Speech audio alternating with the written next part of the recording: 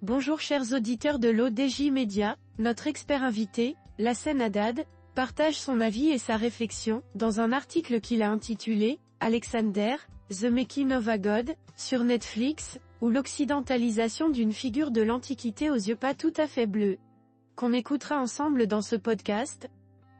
Notre politicien entame sa présentation du sujet en disant « Diffusée sur Netflix, la série Alexander, The Making of a God, constitue une contribution assez intéressante au débat autour d'Alexandre le Grand, mais elle n'a pas réussi à se débarrasser du manteau de l'eurocentrisme moderne, en faveur d'une immersion réelle dans les réalités culturelles de la mer Égée, de l'Asie mineure et du Moyen-Orient de l'époque. » Notre expert invité commence par expliquer au début de son article Alexander, The Making of a God, série diffusée sur Netflix depuis le 31 janvier 2024, est produit par Lucy Beck, China Megaton Reviled, Stephen Hawking The Search for a New Earth, pour Taillefater Productions, et Nick Catiff, Rebuilding the World Trade Center, America Reviled, avec Tony Mitchell, The Bible, AD, Primeval, Supervolcano, comme responsable de la série.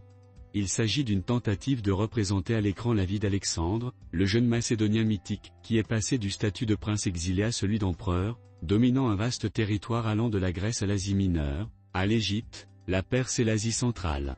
L'histoire se déroule comme une transformation radicale de la vie d'une figure politique et érudite à celle d'un demi-dieu convaincu de sa mission divine en tant que souverain absolu du monde civilisé. Il s'agit d'une tentative plus ou moins louable, assez entachée par quelques failles comme nous le verrons plus tard. La série documentaire alterne non seulement le drame avec des commentaires savants, mais elle intègre également le travail archéologique réalisé par l'archéologue grec Kalliope Limneos Papakosta, qui a passé des années à rechercher la tombe d'Alexandre le Grand dans les jardins de Chalala à Alexandrie, en Égypte, la ville construite par le grand conquérant de l'Antiquité. Il est discutable de savoir si les fouilles archéologiques s'intègrent bien dans le récit de la série, mais c'était un plus appréciable, rien de plus. Les explications des historiens, cependant, sont professionnelles, érudites et claires. J'ai aimé le mélange de références historiques et d'opinions d'historiens, surtout lorsque les preuves font défaut. Les hypothèses sont présentées comme des théories, renforcées par des explications contextuelles historiques et culturelles. Le monde d'Alexandre le Grand était un flux continu, s'étendant de Macédoine jusqu'en Asie centrale, au sud vers Memphis et l'oasis de Siwa dans le désert égyptien. C'était un écosystème culturel avec ses propres figures, héros et acteurs, où les divinités jouaient un rôle important et où les centres de civilisation et de culture vacillaient entre une Égypte pharaonique gouvernée par les dieux, une culture perse hyper civilisée et vibrante centrée autour de Babylone, et un hellénistique émerge avec Homère et Aristote, qui domine ce qui était alors surnommé, par les Perses, les régions barbares, comme la Macédoine. Monsieur Lassen Haddad continue de la manière suivante. Le récit ne rend que peu service à la continuité inextricable entre Athènes, Memphis et Babylone.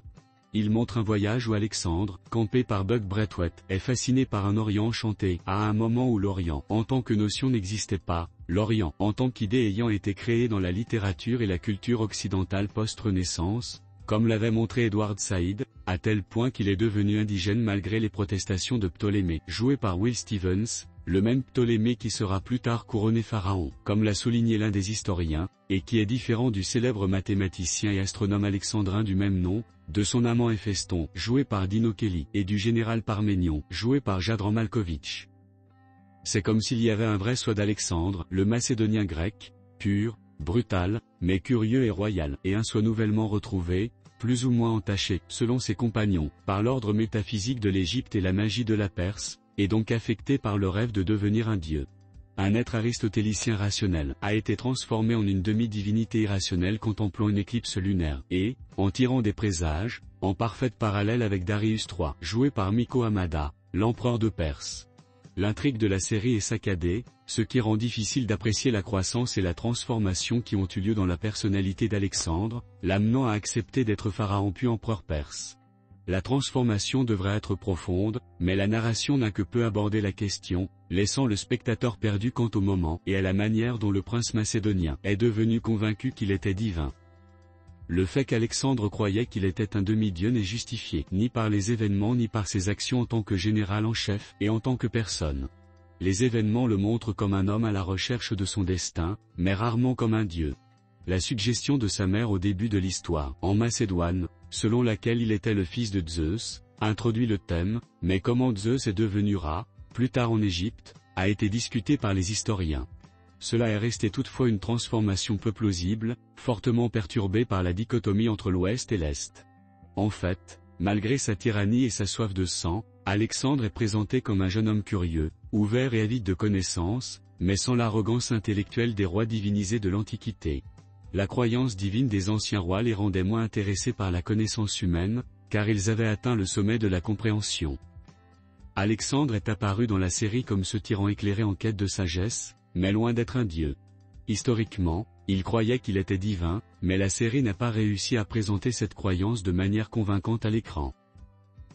L'auteur conclut son article en ces mots.